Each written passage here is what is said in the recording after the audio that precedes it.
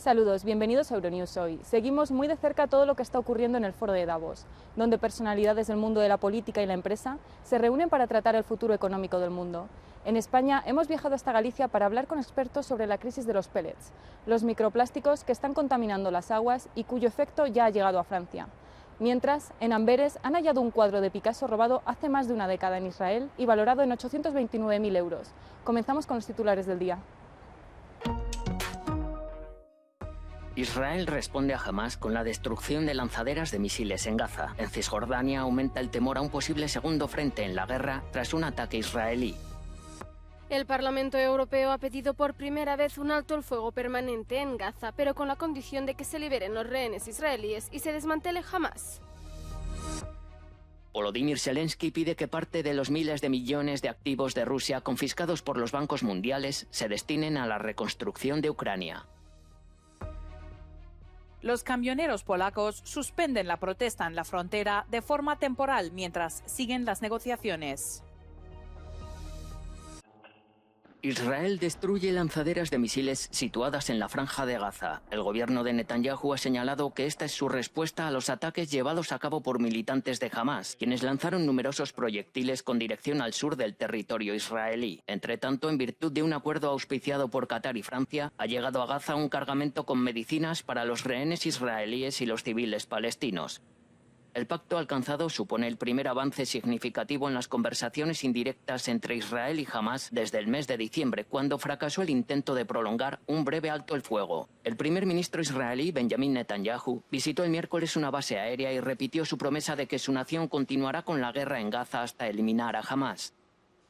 Pasados más de 100 días desde el inicio del conflicto bélico, las autoridades palestinas indican que el número de muertos como consecuencia de la ofensiva israelí en Gaza ha superado los 24.400. La mayoría de ellos son mujeres y niños. En Cisjordania, el temor a un posible segundo frente en la guerra ha aumentado después de que Israel terminara con la vida de varias personas, entre ellas, según afirman las autoridades israelíes, el jefe de la infraestructura terrorista. Al parecer, el apoyo a Hamás en el territorio, gobernado por la Autoridad Nacional Palestina, se ha disparado con las acusaciones de que las personas que murieron eran civiles y que entre ellas había 4 hermanos.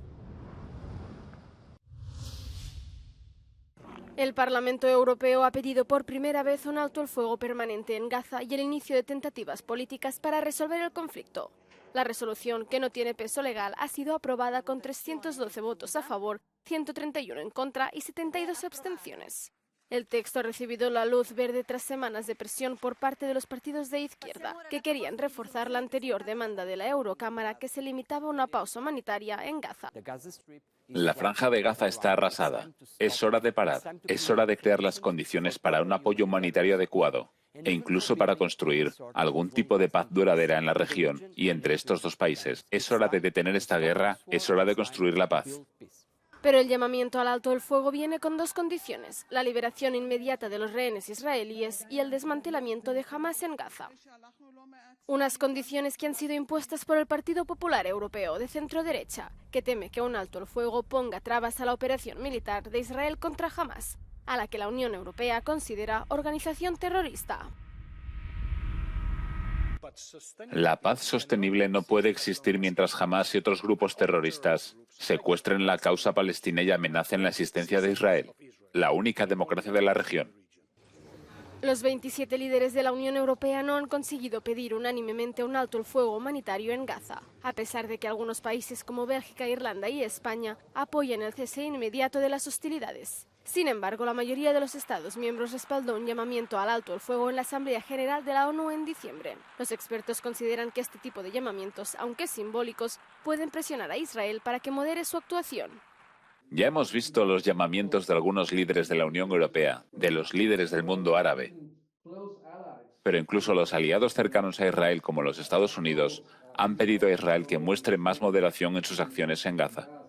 Y creo que en parte funciona. También hemos visto que Israel se está retirando parcialmente de la Franja de Gaza. El Ministerio de Sanidad de Gaza, dirigido por Hamás, afirma que 24.000 palestinos han sido asesinados desde el estallido del conflicto en octubre. El ejército estadounidense lanzó una nueva ronda de misiles contra objetivos hutíes en Yemen tras el último ataque de los rebeldes a un barco comercial. El Pentágono señaló el miércoles por la noche que sus fuerzas dispararon misiles desde barcos y submarinos en la región y alcanzaron 14 objetivos militares de los hutíes, que se preparaban para lanzar nuevos ataques contra buques mercantes y militares. Según nuestra evaluación, golpeamos lo que pretendíamos golpear con buenos efectos. Una vez más, el objetivo era interrumpir y degradar las capacidades hutíes para llevar a cabo ataques. Y creemos que en general, en términos del alcance y el número de ataques que lanzamos, hemos degradado su capacidad de ataque.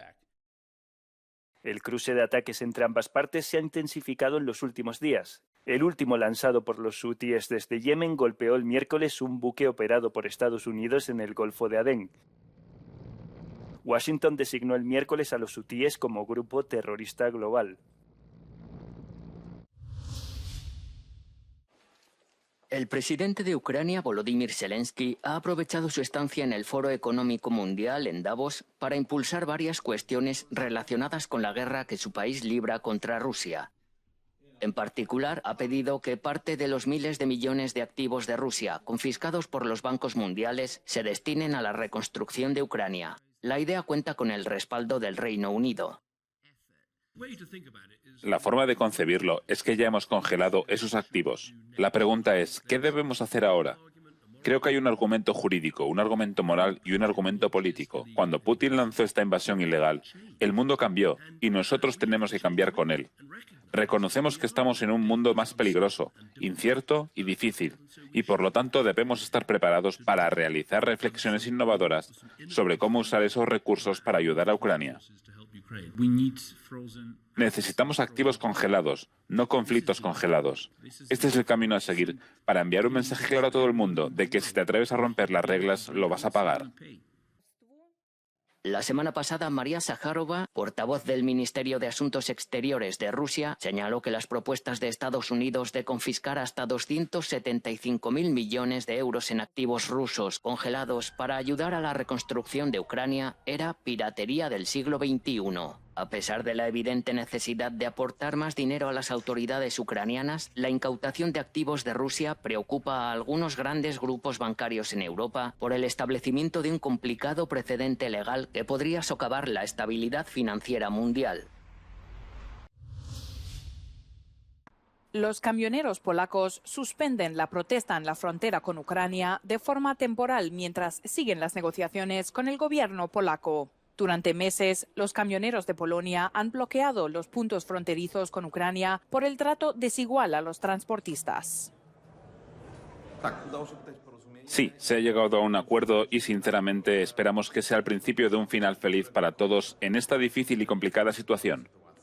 Los primeros conductores ucranianos lograron cruzar la frontera sin grandes obstáculos. Ahora, los camioneros ucranianos por fin podrán regresar a sus casas tras un largo viaje. Llevamos esperando toda la tarde, pero ahora todo va bien. Sigue avanzando, así que pronto estaremos en casa. Mi familia me está esperando, igual que lo están haciendo las familias de los conductores polacos. Sin embargo, el conflicto aún no está resuelto. Aunque los conductores polacos piensan mantenerse firmes en sus demandas, están dispuestos a darle una oportunidad al nuevo gobierno del país.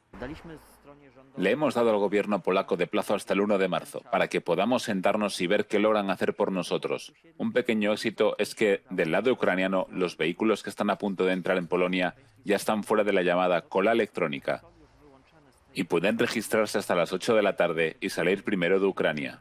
Por lo que aquí ya podemos ver los primeros actos de buena voluntad por parte de Ucrania.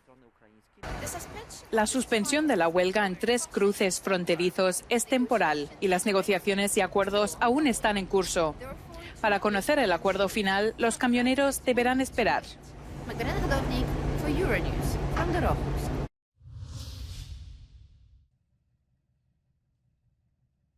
La patrullera Punta Roncadeira larga amarras en la ría de Arousa en busca de restos de las 25 toneladas de pellets plásticos que están llegando desde hace semanas a las costas de Galicia y el Cantábrico. Los guardacostas de Galicia están buscando en este momento sacos que todavía no se hayan roto para poderlos recuperar antes de que los pellets lleguen a las playas, pero encontrar unos sacos de estas dimensiones es casi como buscar una aguja en un pajar. Un saco tiene unas dimensiones reducidas, si hay mar de fondo lo pueden volver un poquito al mar, entonces es más complicado de ver. Mientras tanto, la recogida de pellets continúa grano a grano en las playas. Junto a los pellets, los servicios de limpieza y los voluntarios están extrayendo de las playas cientos de kilos de residuos de plástico como estos. El vertido de pellets forma parte de una marea silenciosa muchísimo mayor, la de millones de plásticos que acaban todos los años en el mar. Solo en Europa, más de 165.000 toneladas de pellets se pierden en el medio ambiente cada año durante su proceso de fabricación y transporte. Cada segundo se arrojan más de 200 kilos de plástico a mares y océanos. El Instituto Español de Oceanografía de Vigo lleva años investigando la presencia de microplásticos y su impacto en el medio marino. El problema fundamental que tenemos es la cantidad de microplásticos y de plásticos que hay en el medio ambiente. Ojalá este vertido nos sirva de llamada de atención de los plásticos que hay. Los técnicos del Gobierno Autonómico de Galicia han recogido ya muestras de pescado en las zonas afectadas sin que se haya detectado la presencia de pellets. Pero si hubiéramos hallado partículas o pellets de ese tipo, se tomarían cualquier medida, incluida restringir la comercialización sin lugar a dudas, ya que el principal objetivo es la seguridad alimentaria. La Comisión Europea ha presentado un proyecto para reducir en un 74% los vertidos de pellets al medio ambiente, pero los microplásticos que ya están en el mar seguirán llegando a las playas durante décadas. En Pontevedra, Jaime Velázquez, Euronews.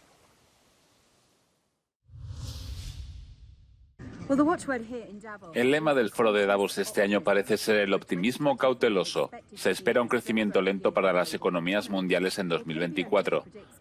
KPMG predice un crecimiento global del 2,2% en general, mientras el año pasado fue del 2,4%. Pero hay aspectos económicos positivos y una actitud positiva entre los economistas sobre las elecciones que tendrán lugar en muchos países del mundo.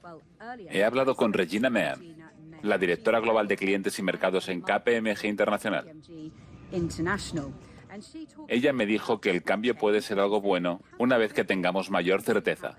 También destacó algunos riesgos, como la incertidumbre geopolítica, y señaló que la economía europea se está quedando atrás.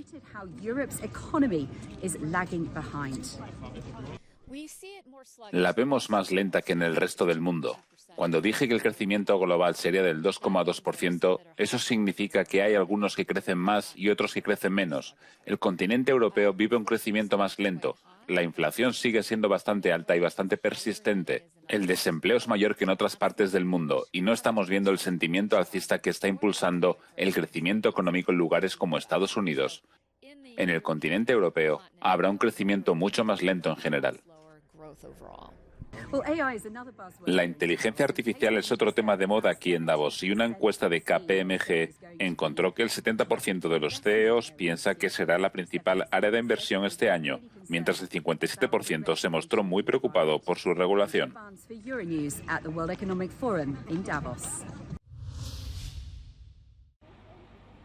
Fuertes nevadas y lluvias heladas en el norte de Europa bloquean autopistas y aeropuertos.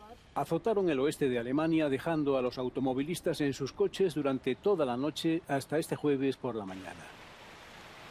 Como medida de precaución, numerosas escuelas y guarderías cerraron y aumentó el número de trabajadores a distancia desde sus casas. El aeropuerto de Frankfurt cerró varias horas este miércoles y suspendió centenares de vuelos. La Cruz Roja ofreció bebidas calientes a los conductores que llegaban a la ciudad de Königswinter después de horas de bloqueo. Durante la tarde y la noche, el hielo empezó a cubrir las carreteras checas. Sobre todo en el norte de la República Checa, las temperaturas disminuyeron con una baja sensación térmica. La lluvia no se interrumpió, por lo que el hielo se mantiene. Se produjeron varios accidentes en carreteras con suelo resbaladizo. Uno de ellos de un camión cisterna que derramó unos 300 litros de combustible diésel.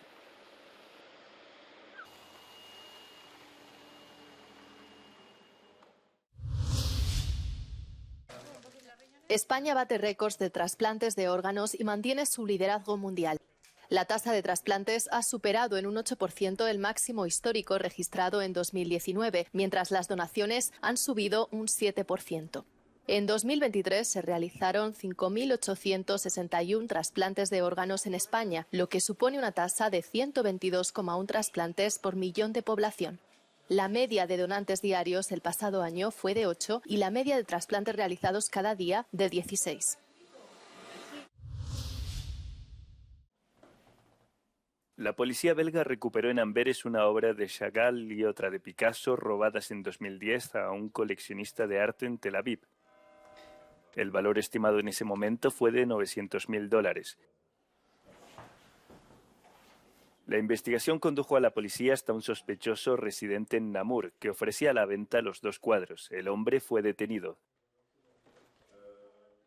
Las dos obras de arte fueron halladas en buen estado.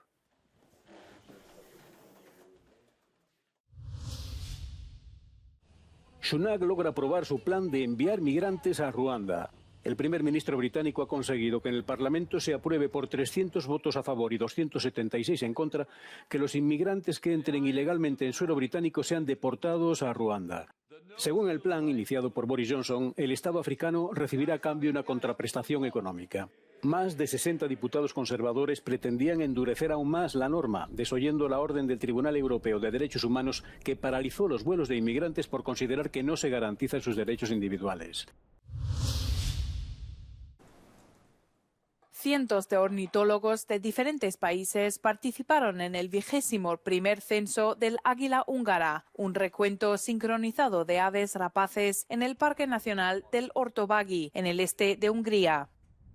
Una de las especies destacadas del censo de este año es el halcón sacre, que ha sido elegido como el ave del año. Había zonas de 2,5 por 2,5 kilómetros cuadrados donde se realizaba la recolección. Donde quiera que estuvieras, podías anotar lo que veías y luego la aplicación registraba las coordenadas como base y podías escribir datos sobre la especie, la edad, el sexo, etc. Los investigadores observaron todas las zonas para conocer el número de águilas que pasan el invierno en la región. Es interesante contar águilas en invierno, porque las viejas parejas reproductoras suelen estar en su territorio, vigilando el nido o incluso la zona de nidificación, pero los jóvenes deambulan, suelen congregarse en las zonas con mucha alimentación y queremos descubrir las bandadas en invierno. Para presentar el mapa de las águilas que pasan el invierno en la cuenca panónica, expertos de diferentes países se unieron al evento junto con varias organizaciones asociadas para observar y evaluar a las águilas. Actualmente se están procesando los resultados de seguimiento y se espera que el censo terminará en febrero. Espiral de violencia sin fin en Ecuador. César Suárez, fiscal que investigaba el asalto de un comando armado a un canal de televisión en Guayaquil, ha sido asesinado. El magistrado fue acribillado a balazos por desconocidos en el automóvil en el que viajaba en una zona del norte de Guayaquil. Su asesinato hace saltar por los aires la sensación de tensa calma con la que los ecuatorianos trataban de recuperar la normalidad tras la ola de violencia, atentados, secuestros y disturbios de la semana pasada. Los grupos de delincuencia organizada, los criminales, los terroristas no detendrán nuestro compromiso con la sociedad ecuatoriana. Continuaremos con más fuerza y compromiso. Hace pocos días, Suárez interrogó a los 13 detenidos que irrumpieron armados en los estudios del canal TC Televisión durante una emisión en directo y secuestraron a trabajadores del medio. La policía atribuyó el asalto a la banda delictiva Los Choneros. Pese a lo delicado del caso, el magistrado había denunciado que no contaba con protección policial. La Fiscalía reconoce que en el momento del atentado no tenía escolta porque la audiencia se iba a realizar por Internet, pero que normalmente sí disponía de un servicio de seguridad. Baja el consumo de tabaco a pesar de los esfuerzos de la industria tabaquera por impedirlo, según la OMS. En todo el mundo hay 1.250 millones de fumadores adultos de tabaco. Una buena noticia, aseguró la Organización Mundial de la Salud, en tanto que observan que el descenso del consumo es continuo. Eso también significa que tenemos 19 millones de fumadores menos que hace 2 años. Es la primera vez que vemos un descenso de este tipo. En la lucha contra los daños por el enganche a la nicotina, la OMS insta a los países a seguir controlando el tabaco y luchando contra la interferencia de la industria tabacalera. La región que supone un poco un problema es la región europea, donde el consumo, especialmente en las mujeres, está en aumento en algunas partes, en algunos países o en niveles muy altos de consumidores de tabaco.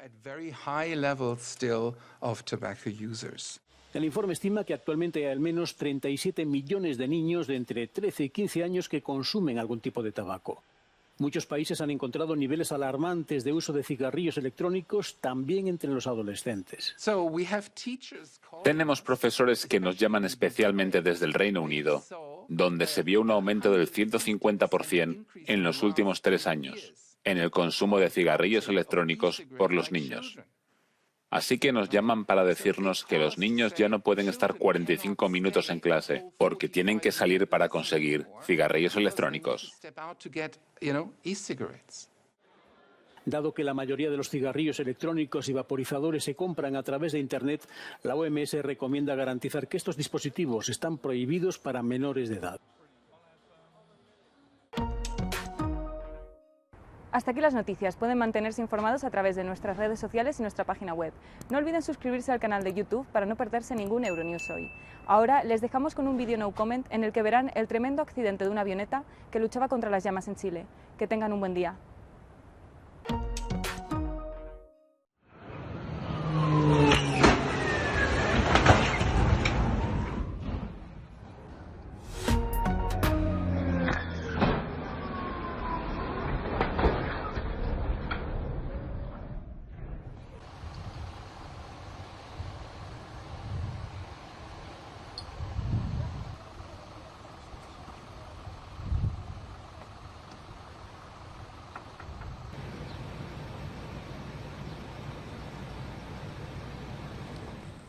Pero estaba muy cerca de allá, entonces no entiendo como la perspectiva de la...